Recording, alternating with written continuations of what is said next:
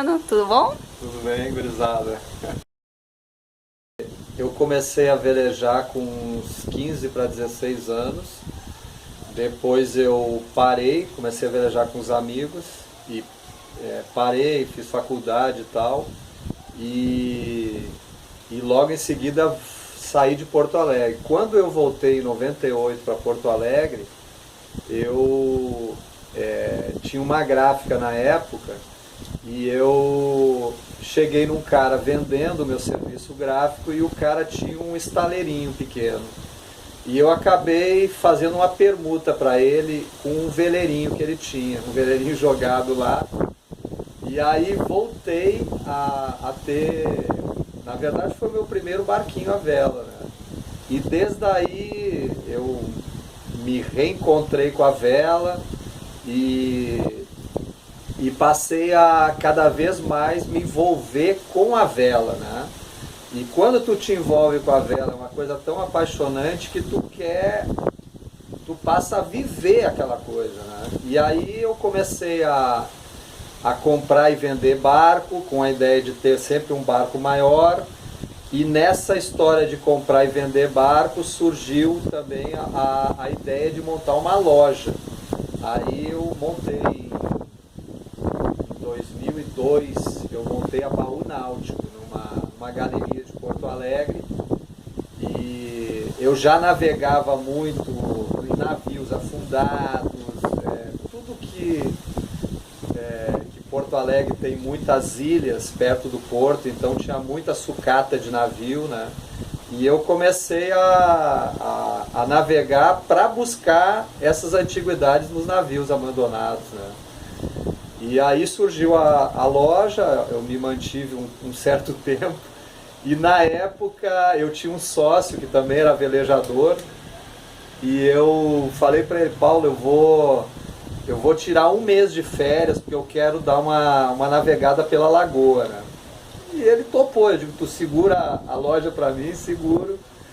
E eu saí e não voltei antes de 2 meses e pouco. De terra para o mar. Então, Quando foi essa fase, esse momento de transição? Vou partir e depois partir. Na verdade é um processo, né? Quem se fisga realmente pelo mundo do mar, pela vela, né? Não é de imediato, né? Porque a maioria das pessoas elas curtem, mas estão com amarras em terra, né? Tem os trabalhos, tem família, etc. Mas quem realmente tem no seu íntimo uma força, um apelo maior, né?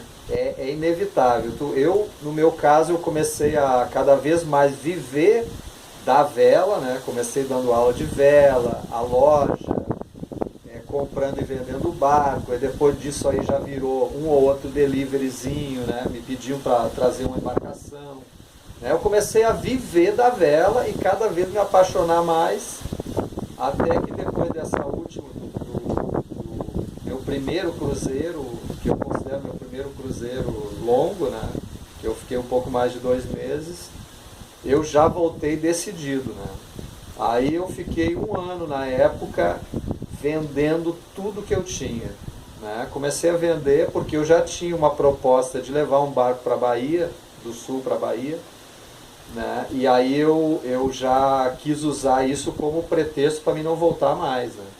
Aí eu vendi carro, moto, computador, fechei a loja, vendi o estoque todo da loja, comecei a desarmar o acampamento. E um ano depois eu peguei e zarpei com 23 pés de Porto Alegre para Boipeba, na Bahia. Um casal de uma gaúcha e um paulista. E aí foi o meu primeiro... Com 23 pés, com 23 que aventura, pés, eu saí hein? Não é em julho, fácil, hein? eu saí com... Era um Multishine 23 do Cabinho, né, feito lá em Porto Alegre.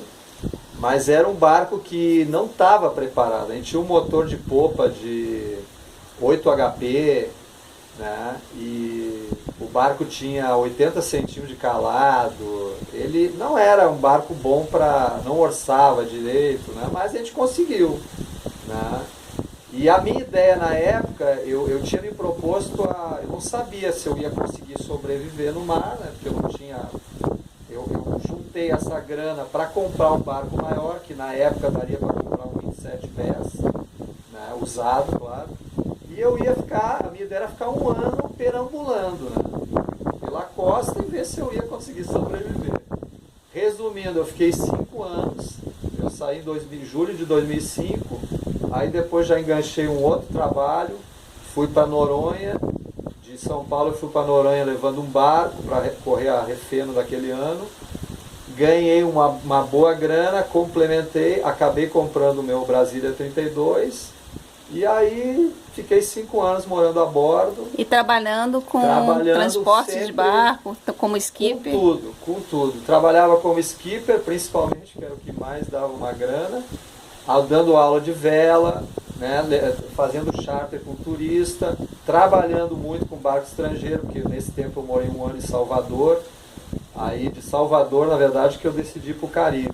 E no Caribe também, trabalhando basicamente nos outros barcos, né, barcos estrangeiros, e quando tinha um capitalzinho eu saía para navegar também, geralmente transportando alguém, vivia assim, né?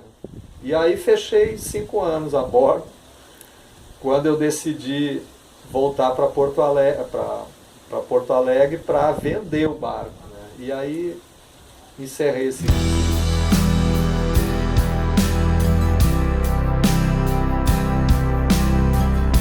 Quando você resolveu largar literalmente o ferro e vir a tua âncora aqui na Ribeira? Então, depois de 5 anos morando a bordo do Triton, né, já tinha navegado 18 países, 5 anos morando a bordo, na verdade eu estava um pouco cansado de viver com pouca grana, né, porque eu não tinha reserva nenhuma, então eu precisava realmente trabalhar para manter o barco, principalmente, e me manter, né, poder tomar uma cerveja com os amigos e tal. E aí eu estava um pouco cansado já disso, né, eu tive a oportunidade de cruzar para a Europa, tinha levantado uma graninha, tinha um pouco de caixa. E aí eu pensei comigo mesmo, eu digo, é agora que eu volto para o Brasil ou eu não volto mais, né? Eu nunca tinha condição, né, de parar de trabalhar para navegar, né?